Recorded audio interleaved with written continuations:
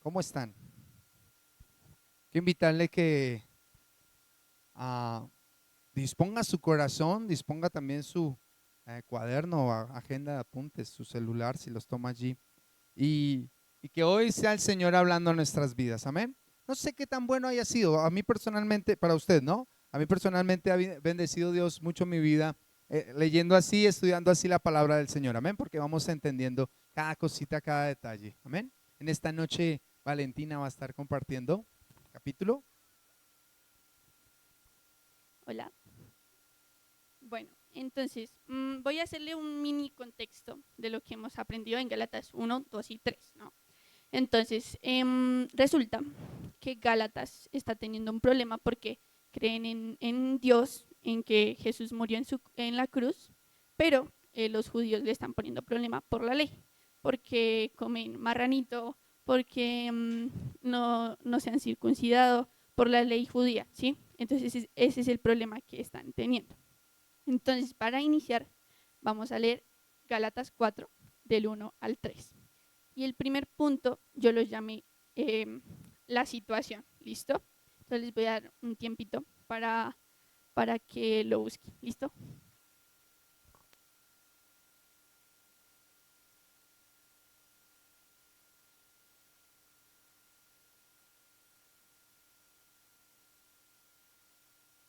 Listos.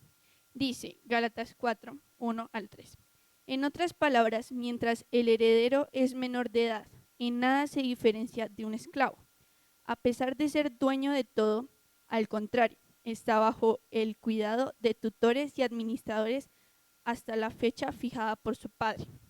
Así también nosotros, cuando éramos menores, estábamos esclavizados por los principios de este mundo. Entonces, Pablo inicia Gálatas 4 con un ejemplo, ¿sí? Es un poquito confuso, pero les voy a explicar. Entonces, vamos a imaginarnos que hay una familia de papá, mamá y un niño, ¿sí? Y tienen una persona que es esclava, ¿listo? Y entonces resulta que el niño tiene casas de herencia, ¿no? Pero el niño no puede hacer nada ¿por qué no puede hacer nada con la herencia? Porque es un niño. Entonces estaría en la misma posición que un esclavo, ¿sí? Digamos que cuando un niño con un esclavo nunca se dan cuenta que, ay, ese es el esclavo, sí, porque ellos son iguales. En ese contexto, Pablo les dice que todos estamos esclavizados, digámoslo así. Nadie tiene eh, como un beneficio además de nada. Todos están a la misma altura, ¿listo? Entonces vamos a seguir leyendo Gálatas 4 del 4 al 7. ¿Qué dice? Pero cuando se cumplió el plazo, Dios envió a su Hijo, nacido de una mujer, nacido bajo la ley, para rescatar a los que estaban bajo la ley, a fin de que fuéramos adoptados como hijos. Ustedes ya son hijos. Dios ha enviado a nuestros corazones el espíritu de su Hijo, que clama Abba Padre. Así que ya no eres esclavo, sino hijo. Y como eres hijo, Dios te ha hecho también heredero. Entonces, lo que les acabé de contar, llega Jesús, muere en la cruz y nos hace herederos, hijos suyos. Una cosa es ser un niño y otra cosa es ser un hijo. Entonces, por decir, nosotros vamos a adoptar un niño, es un ejemplo, ¿no? Y uno dice, yo quiero ese niño, pero no, eso no lo hace hijo mío de una vez. Uno tiene que pasar un proceso hasta que él sea Santana Bernal y ahí sí es mío, o el hijo del pastor, en ese caso, ¿no? Entonces, eso es lo que hizo Jesús en la cruz. Pasa todo el proceso para que digan, Él es hijo y tengamos esa herencia. ¿Cuál es la herencia? Alguno que me diga, ¿cuál es la herencia? La vida eterna, muy bien. Entonces, en 1 de Pedro 1, 3 al 4. 1 de Pedro 1, 3 al 4. Dice, bendito sea Dios, Padre de nuestro Señor Jesucristo. Por su gran misericordia nos ha hecho nacer de nuevo mediante la resurrección de Jesucristo de entre los muertos, para que tengamos una esperanza viva y recibamos una herencia que no se puede destruir, contaminar o marchitar. Tal herencia está reservada en el cielo para ustedes. Entonces aquí nos damos cuenta que es una herencia que no es momentánea, es una herencia que no se mancha, no es una herencia que si te portas mal ya no tienes herencia, no, es una herencia eterna. Pero en el versículo anterior que leímos, dice que clamamos Abba Padre. Si ya me dice que soy su hijo, ¿para qué nos dice que clamemos Abba Padre? Porque resulta que al escribir esto Pablo quería hacernos referencia a que, listo, nosotros somos hijos, pero una cosa es adoptar un niño y otra cosa es que me acepte como madre o como padre, ¿sí? Porque uno puede adoptar a un niño y al niño le cuesta a veces el hecho de que sea su nuevo papá. Y cuando dice Abba Padre, ese término de Abba era una cosa que no se decía así como, ¡ay, ahí viene mi papá! ¿Sí? Era un término que se usaba muy íntimamente. Nosotros los colombianos decimos papá para todo y no nos importa en dónde lo digamos. Pero para ellos el Abba no se decía así como así, ¿sí? Era algo íntimo. Dios quiere que nosotros tengamos una relación entre padre e hijo, que podamos confiar en Él, que dejemos esa relación de esclavo, ¿sí? Que en ese caso, pues una relación de esclavo es pedir permiso por todo, a veces estar asustado porque uno no sabe el jefe qué, o de pronto no tener las mismas libertades que un hijo, ¿sí? No tener de pronto los recursos o todo. Mientras Dios quiere que seamos papá e hijo, no esclavo y jefe. ¿Listos? Entonces vamos con el tercer punto, que es el retroceso. Pablo les lleva aquí, somos hijos de Dios, Dios murió en la cruz, pero en el versículo 8 al 11 empieza un retroceso muy fuerte para Gálatas. Dice así: antes, cuando no conocían a Dios, ustedes eran esclavos de los que en realidad no son dioses. Pero ahora que conocen a Dios, o más bien que Dios los conoce a ustedes, ¿cómo es que quieren regresar a estos principios ineficaces y sin valor? ¿Quieren volver a ser esclavos de ellos? ¿Ustedes siguen guardando los días, los meses, las estaciones y los años? Temo por ustedes que tal vez me haya estado esforzando en vano. Entonces, aquí vemos que Gálatas dice, no, ya no quiero ser hijo, yo quiero seguir siendo un esclavo. Y pues Pablo, todo el trabajo que había hecho, al suelo. Resulta que todo esto de ser hijo o ser esclavo tiene mucho que ver con el pensamiento. Yo puedo ser esclava siendo hija. ¿Por qué? Pues porque yo puedo seguir diciéndole, Miguel, ¿puedo comer? Pensando que él es mi jefe, ¿sí? Porque todo es pensamiento, ¿sí? Uno nunca ve a un esclavo creyéndose ¿sí? Porque es pensamiento, porque hay veces donde antiguamente ni lo miraban, o si lo iban a mirar, ¿será que lo puedo mirar? ¿Sí? Porque es pensamiento. Resulta que, claro, uno dice, ay no, ya somos hijos, ¡yuhu! Pero resulta que es un cambio de identidad. El cambio de identidad no se hace de la noche a la mañana, ¿sí? Necesitamos trabajar en ello. Y pues uno puede decir, ay no, pero qué malos esos Gálatas, es que no piensan, ¿sí? En 2 Corintios 4:18 dice, así que no nos fijamos en lo visible, sino en lo invisible, ya que lo que se ve es pasajero, mientras que lo que no se ve es eterno. Puse este versículo porque si nosotros estamos pensando en que Dios es nuestro Padre, no deberíamos estar pensando en las cosas materiales. Entonces, ¿cómo así? Sí, entonces, si Dios es nuestro Padre, nosotros sabemos que hay provisión, ¿sí? Pero entonces, a veces decimos, no, para mañana tengo que pagar, no sé, no, para mañana necesito arroz, porque sin arroz no vivimos, ¿sí? Pero entonces comenzamos, no, ¿y qué hacemos? Y entonces sacamos préstamos, y entonces, y la cuestión es que entonces ya no estamos pensando como un hijo. Porque si nosotros estamos pensando un hijo, pongamos de ejemplo a Victoria. Victoria no le dice, mamá, ¿sí tiene para la comida? No, Victoria, tengo hambre, va comiendo, ¿sí? Entonces, eso es, porque es el pensamiento. Mientras uno es esclavo, pues si no hay, le tocó quedarse flaquito. Entonces, a eso se refiere. No nos pensemos en lo visible. Si la herencia es eterna, pues ¿en qué deberíamos ver? En lo eterno. Sí, lo eterno no es algo que única lo vi ahí a la vuelta de la esquina, no. Lo eterno es algo espiritual, algo que va más allá. Vamos con el cuarto punto, que dice las malas influencias. Gálatas 4:12 al 20 dice, hermanos, yo me he identificado con ustedes. Les suplico que ahora se identifiquen conmigo. no es que me hayan ofendido en algo. Como bien saben, la primera vez que les prediqué acerca de las buenas noticias fue debido a una enfermedad. Y aunque esta fue una prueba para ustedes, no me trataron con desprecio ni desdén. Al contrario, me recibieron como un ángel de Dios, como si se tratara de Cristo Jesús. Pues bien, ¿qué pasó con todo ese entusiasmo?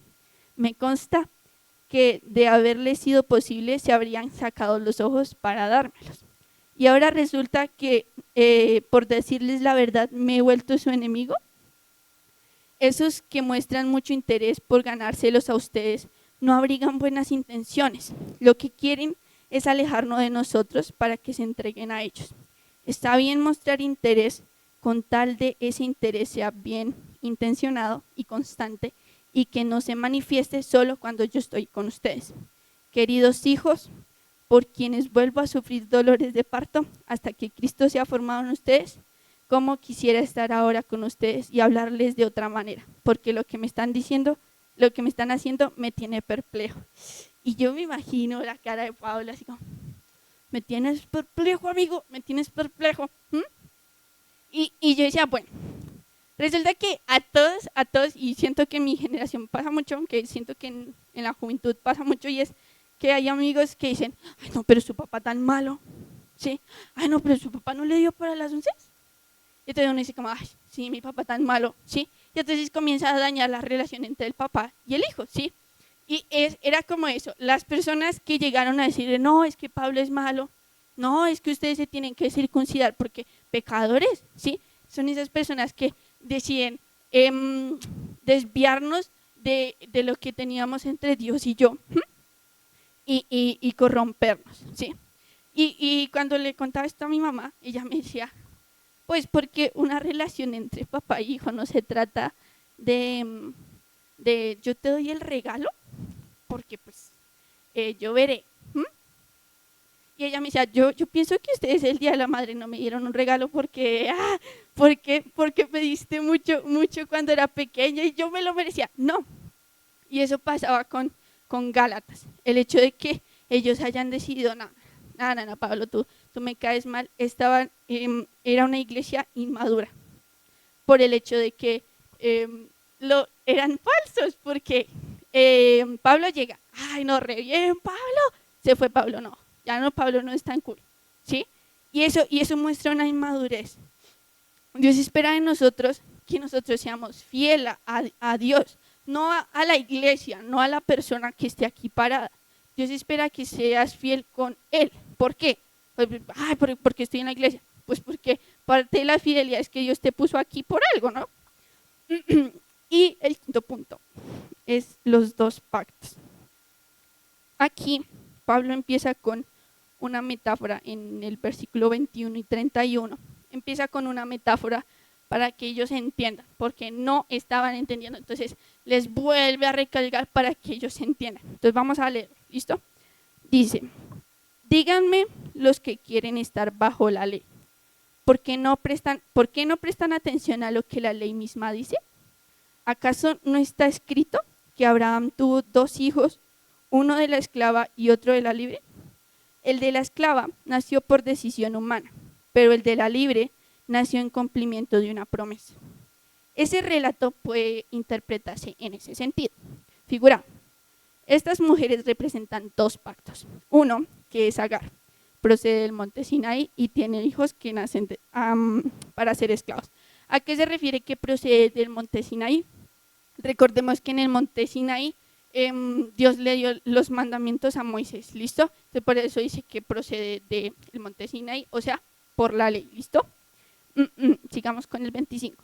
Agar representa el monte Sinaí en Arabia y corresponde a la actual ciudad de Jerusalén, porque junto con sus hijos vive en esclavitud. Pero la Jerusalén celestial es libre y esa es nuestra madre, porque está escrito, tú mujer estéril, que nunca has dado luz, grita de alegría, tú que nunca tuviste dolores de parto, prorrumpe en gritos de júbilo, porque más hijos que la casada tendrá la desamparada. Ustedes, hermanos, al igual que Isaac, son hijos de la promesa, y así como en aquel tiempo el hijo nacido por la decisión humana persiguió al hijo nacido por el Espíritu, así también sucede ahora. Pero ¿qué dice la Escritura? Echa de aquí a la esclava y a su hijo. El hijo de la esclava jamás tendrá parte en la herencia con el hijo libre. Así que, hermanos, no somos hijos de la esclava, sino de la libre. Entonces, me llama la atención porque en el 29, que dice que todavía siguen en riña, es lo que está pasando hoy con Israel. La descendencia de Ismael está peleando contra la promesa, ¿sí? Y yo le decía, mami, pero es que ya lo dijo, y pues ¿para qué lo vuelve a repetir?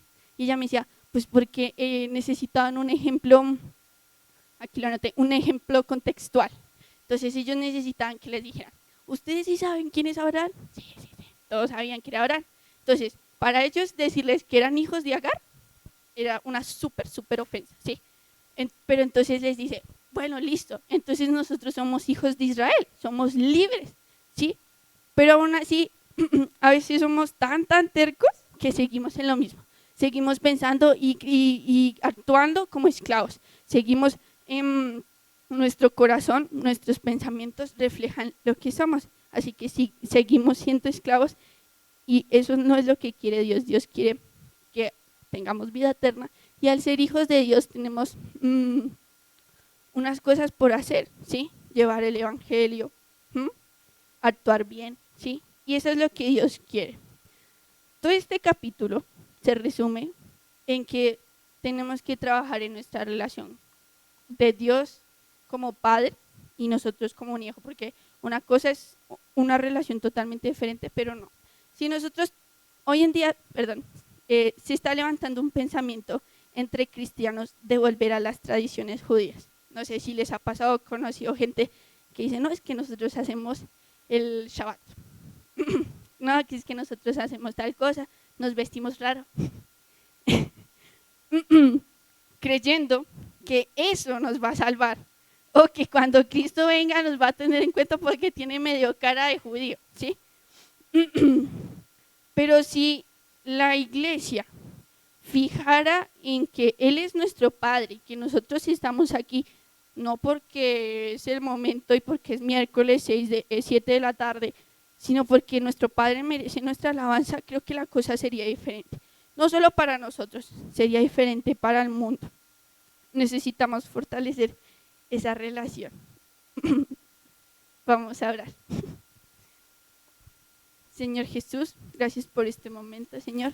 Gracias porque nos permitiste estar aquí, aprender algo nuevo, Señor. Y hoy te pido que pueda llegar esta palabra a sus corazones, Señor. Que de pronto las personas que no habían pensado en esto, Señor, lo tengan en cuenta, Señor. Que podamos seguir mejorando en esta relación de papá e hijo, Señor. Que podamos verte, Señor, que podamos acudir a ti con los brazos abiertos y saber que tú ya no eres nuestro jefe, Señor, que no moriste en vano, Señor, que moriste porque en serio nos amas con amor eterno, Señor. Perdónanos por las veces que de pronto nuestras limitaciones, nuestros pensamientos, Señor, hacen pensar o desviarnos de las cosas que no son, Señor. Perdónanos por meternos con malas influencias, Señor, aún por oír los consejos malos que desvían nuestro corazón de ti, Señor. Ayúdanos a trabajar en lo eterno, Señor, en lo que tú tienes para nosotros, Señor. Ayúdanos a quitar ese pensamiento de esclavitud, Señor, que podamos ir libremente a tus brazos, Señor, y siempre acudir a ellos, Señor, porque sabemos que el mundo necesita un Padre, Señor, pero a veces no lo reconocemos, Señor. Ayúdanos a que nuestro corazón te reconozca como nuestro Padre, Señor, por excelencia, Señor. Aún te damos gracias porque moriste en la cruz por nosotros y porque nos haces libres y nos cuidas y nos sostiene todos los días, Señor. En el nombre de Jesús, amén. Amén. Pueden ir a tomar. Sí. Antes